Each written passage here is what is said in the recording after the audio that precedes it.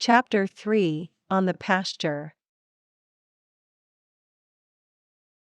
Heidi was awakened early next morning by a loud whistle. Opening her eyes, she saw her little bed and the hay beside her bathed in golden sunlight. For a short while she did not know where she was, but when she heard her grandfather's deep voice outside, she recollected everything. She remembered how she had come up the mountain the day before and left old Ursula, who was always shivering with cold and sat near the stove all day.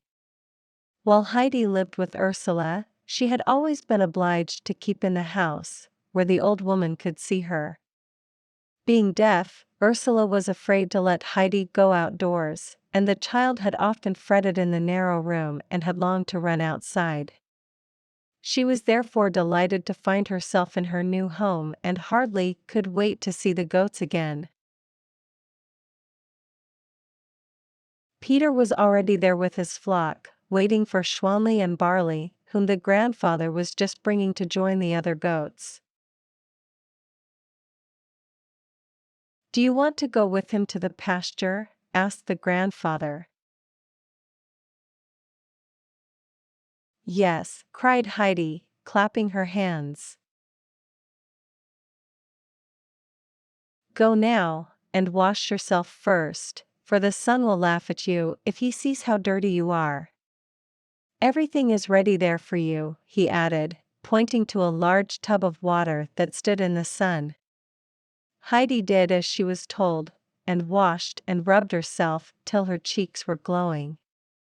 In the meanwhile, the grandfather called to Peter to come into the hut and bring his bag along. The boy followed the old man, who commanded him to open the bag in which he carried his scanty dinner. The grandfather put into the bag a piece of bread and a slice of cheese, that were easily twice as large as those the boy had in the bag himself.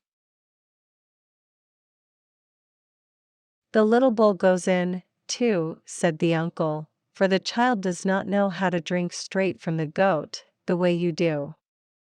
She is going to stay with you all day, therefore milk 2 bowls full for her dinner. Look out that she does not fall over the rocks. Do you hear?" Just then Heidi came running in. "Grandfather, can the sun still laugh at me?" she asked. The child had rubbed herself so violently with the coarse towel which the grandfather had put beside the tub that her face, neck and arms were as red as a lobster. With a smile the grandfather said, "No, he can't laugh any more now, but when you come home tonight you must go into the tub like a fish. When one goes about like the goats, one gets dirty feet. Be off." They started merrily up the Alp. A cloudless, deep blue sky looked down on them, for the wind had driven away every little cloud in the night. The fresh green mountainside was bathed in brilliant sunlight, and many blue and yellow flowers had opened. Heidi was wild with joy and ran from side to side. In one place she saw big patches of fine red primroses, on another spot blue gentians sparkled in the grass, and everywhere the golden rock roses were nodding to her. In her transport at finding such treasures, Heidi even forgot Peter and his goats. She ran far ahead of him and then straight away off to one side, for the sparkling flowers tempted her here and there. Picking whole bunches of them to take home with her, she put them all into her little apron. Peter, whose round eyes could only move about slowly, had a hard time looking out for her. The goats were even worse, and only by shouting and whistling, especially by swinging his rod, could he drive them together. "Heidi, where are you now?" he called quite angrily. "Here," it sounded from somewhere. Peter could not see her, for she was sitting on the ground behind a little mound, which was covered with fragrant flowers. The whole air was filled with their perfume, and the child drew it in long breaths. "Follow me now," Peter called out. "The grandfather has told me to look out for you, and you must not fall over the rocks." "Where are they?" asked Heidi without even stirring. "Way up there, and we have still far to go. If you come quickly, we may see the eagle there and hear him shriek." That tempted Heidi, and she came running to Peter, with her apron full of flowers. "You have enough now," he declared. "If you pick them all today, there won't be any left tomorrow." Heidi admitted that, besides which she had her apron already full. From now on she stayed at Peter's side. The goats, scenting the pungent herbs, also hurried up without delay. Peter generally took his quarters for the day at the foot of a high cliff, which seemed to reach far up into the sky. Overhanging rocks on one side made it dangerous, so that the grandfather was wise to warn Peter. After they had reached their destination, the boy took off his bag, putting it in a little hollow in the ground. The wind often blew in violent gusts up there, and Peter did not want to lose his precious load. Then he lay down in the sunny grass, for he was very tired. Heidi, taking off her apron, rolled it tightly together and put it beside Peter's bag. Then, sitting down beside the boy, she looked about her. Far down she saw the glistening valley. A large field of snow rose high in front of her. Heidi sat a long time without stirring, with Peter asleep by her side and the goats climbing about between the bushes. A light breeze fanned her cheek, and those big mountains about her made her feel happy as never before. She looked up at the mountain tops till they all seemed to have faces, and soon they were familiar to her, like old friends. Suddenly she heard a loud, sharp scream, and looking up, she beheld the largest bird she had ever seen, flying above her. With outspread wings he flew in large circles over Heidi's head. "Wake up, Peter!" Heidi called. "Look up, Peter, and see the eagle there." Peter got wide awake, and then they both watched the bird breathlessly. It rose higher and higher into the azure, till it disappeared at last behind the mountain peak. "Where has it gone?" Heidi asked. "Home to its nest," was Peter's answer. "Oh, does it really live way up there? How wonderful that must be! But tell me why it screams so loud?" Heidi inquired. "Because it has to," Peter replied. "Oh, let's climb up there and see its nest," implored Heidi, but Peter, expressing decided disapproval in his voice, answered, oh dear, not even goats could climb up there. Grandfather has told me not to let you fall down the rocks, so we can't go." Peter now began to call loudly and to whistle, and soon all the goats were assembled on the green field. Heidi ran into their midst, for she loved to see them leaping and playing about. Peter in the meantime was preparing dinner for Heidi and himself, by putting her large pieces on one side and his own small ones on the other. Then he milked barley and put the full bowl in the middle. When he was ready, he called to the little girl. but it took some time before she obeyed his call. "Stop jumping, now," said Peter, "and sit down, your dinner is ready." "Is this milk for me?" she inquired. "Yes, it is, those large pieces also belong to you. When you are through with the milk, I'll get you some more. After that, I'll get mine." "What milk do you get?" Heidi inquired. "I get it from my own goat, that speckled one over there. But go ahead and eat," Peter commanded again. Heidi obeyed, and when the bowl was empty, he filled it again. Breaking off a piece of bread for herself, she gave Peter the rest, which was still bigger than his own portion had been. She handed him also the whole slice of cheese, saying, "You can eat that, I have had enough." Peter was speechless with surprise, for it would have been impossible for him ever to give up any of his share. Not taking Heidi in earnest, he hesitated till she put the things on his knees. Then he saw she really meant it, and he seized his prize. Nodding his thanks to her, he ate the most luxurious meal he had ever had in all his life. Heidi was watching the goats in the meantime, and asked Peter for their names. The boy could tell them all to her, for their names were about the only thing he had to carry in his head. She soon knew them, too, for she had listened attentively.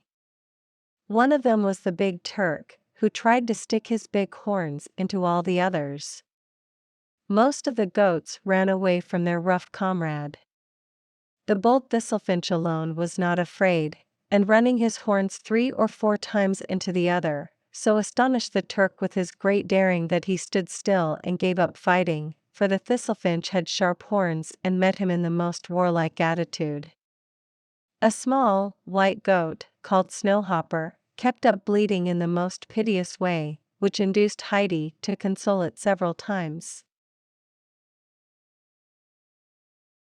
Peter was still eating, but between the swallows he called to Heidi, "She is so unhappy, because the old goat has left us. She was sold to somebody in Mayenfeld 2 days ago." Who was the old goat? Her mother, of course. Where is her grandmother? She hasn't any. And her grandfather? Hasn't any either. Poor little Snowhopper, said Heidi, drawing the little creature tenderly to her. Don't grieve any more, see, I am coming up with you every day now, and if there is anything the matter, you can come to me. Snowhopper rubbed her head against Heidi's shoulder and stopped bleeding.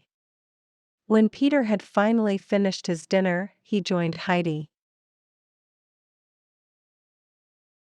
The little girl had just been observing that Schwanley and Barley were by far the cleanest and prettiest of the goats. They evaded the obtrusive Turk with a sort of contempt and always managed to find the greenest bushes for themselves. She mentioned it to Peter, who replied, "I know. Of course they are the prettiest, because the uncle washes them and gives them salt. He has the best stable, by far." All of a sudden Peter, who had been lying on the ground, jumped up and bounded after the goats. Heidi, knowing that something must have happened, followed him. She saw him running to a dangerous abyss on the side. Peter had noticed how the rash Thistlefinch had gone nearer and nearer to the dangerous spot.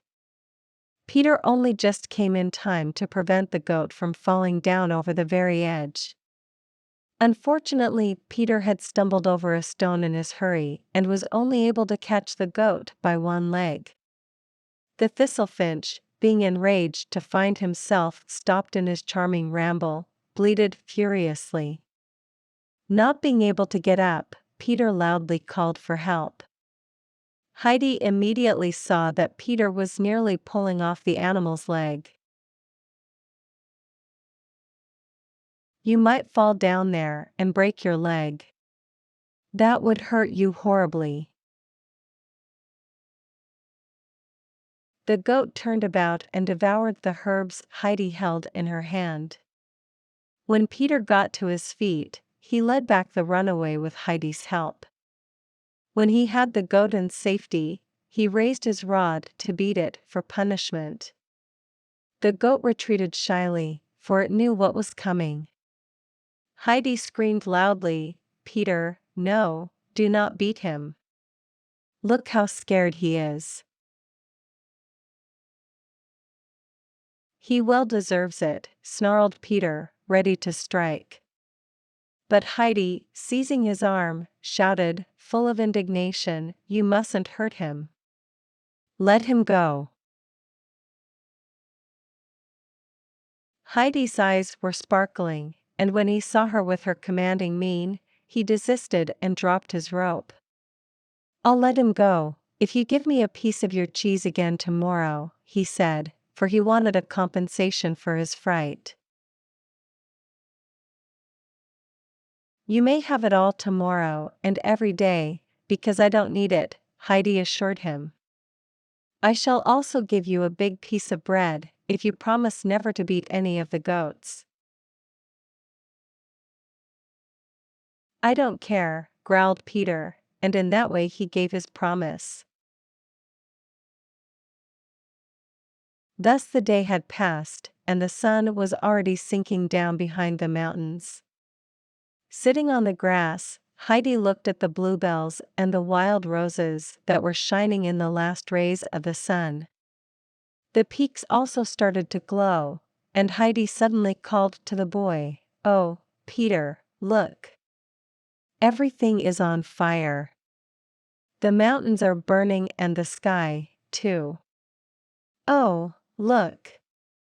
The moon over there is on fire, too. Do you see the mountains all in a glow? Oh, how beautiful the snow looks! Peter, the eagle's nest is surely on fire, too. Oh, look at the fir trees over there." Peter was quietly peeling his rod, and looking up, said to Heidi, "This is no fire, it always looks like that." "But what is it then?" asked Heidi eagerly, gazing about her everywhere. "It gets that way of itself," explained Peter. "Oh, look! Everything is all rosy now. Oh, look at this mountain over there with the snow and the sharp peaks. What is its name?" "Mountains have no names," he answered. "Oh, see, how beautiful! It looks as if many, many roses were growing on those cliffs. Oh, now they are getting gray. Oh dear! The fire has gone out and it is all over. What a terrible shame," said Heidi, quite despondently. "It will be the same again tomorrow," Peter reassured her. "Come now, we have to go home." When Peter had called the goats together, they started downwards. "Will it be like that every day when we are up?" asked Heidi eagerly. "It usually is," was the reply. "What about tomorrow?" she inquired. Tomorrow it will be like that, I am sure, Peter affirmed. That made Heidi feel happy again. She walked quietly by Peter's side, thinking over all the new things she had seen. At last, reaching the hut, they found the grandfather waiting for them on a bench under the fir trees.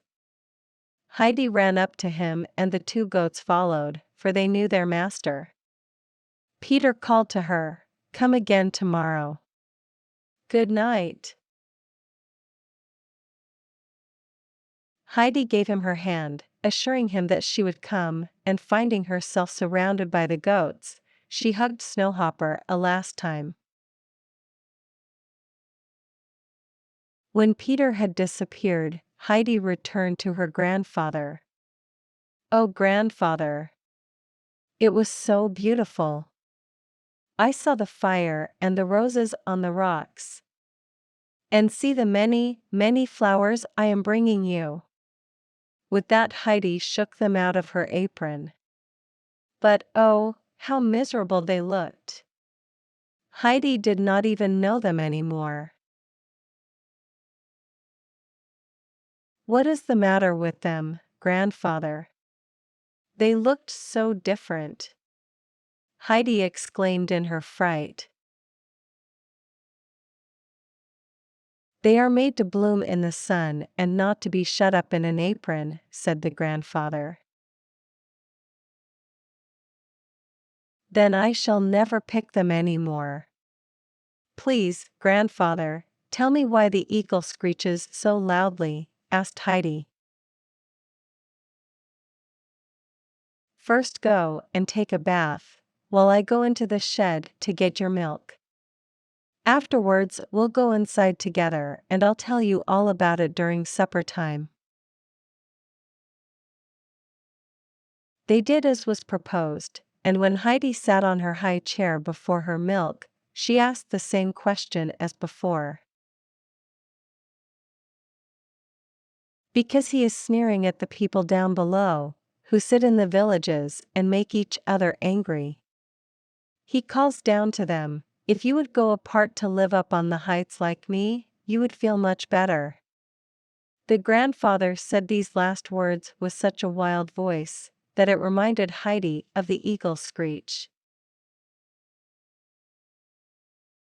"Why do the mountains have no names, grandfather?" asked Heidi. "They all have names, and if you tell me their shape I can name them for you." Heidi described several, and the old man could name them all. The child told him now about all the happenings of the day, and especially about the wonderful fire. She asked how it came about. "The sun does it," he exclaimed. "Saying good night to the mountains, he throws his most beautiful rays to them, that they may not forget him till the morning." Heidi was so much pleased with this explanation, that she could hardly wait to see the sun's goodnight greetings repeated. It was time now to go to bed, and Heidi slept soundly all night. She dreamt that the little snowhopper was bounding happily about on the glowing mountains, with many glistening roses blooming round her.